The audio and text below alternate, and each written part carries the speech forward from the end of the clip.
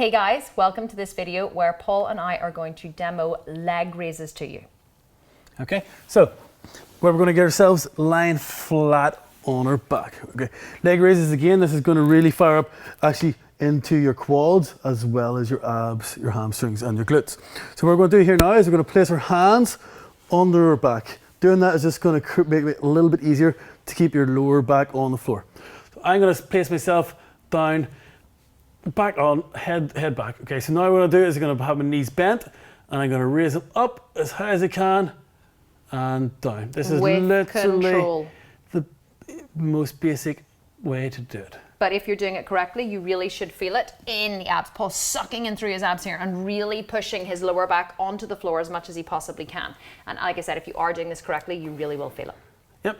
Okay, so the next progression, if the last one was too easy, we're going to set ourselves in the same position, get your hands under the pelvic bone, push your back onto the floor. What we're going to do now, keep the head back, we're going to straighten our legs all the way out, keep it off the ground, bring your knees all the way up, fully extend your legs, bend them, straighten them up. Okay? Nice, slow, controlled movements.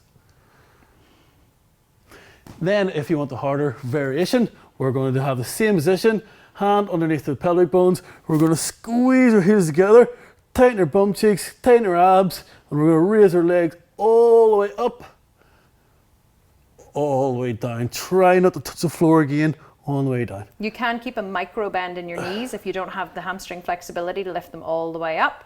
That's perfectly acceptable as well, but just make sure you're squeezing the core the entire time. So if the core is lifting the legs, it's not the legs are lifting the legs. I think that sometimes I see people do this exercise and as the legs lower back down, what happens is the back starts to arch and the back comes off the ground. If you're lowering your legs almost to the floor and your back starts to arch, it means that you've chosen an exercise variation that is too difficult for you.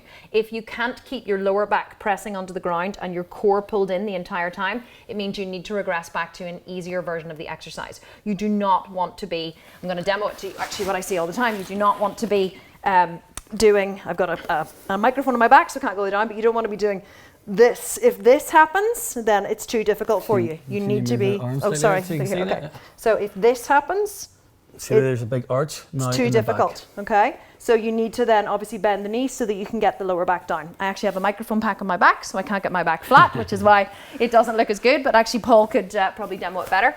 So you just want to make sure that your back is lying flat the entire time and that it's not arching at any points, that you're pulling in through the core and that you're activating the muscles that are supposed to be activated. Yeah. Excellent. Okay, so enjoy the exercise, choose the progression that works well with your body, and we will see you in the next video.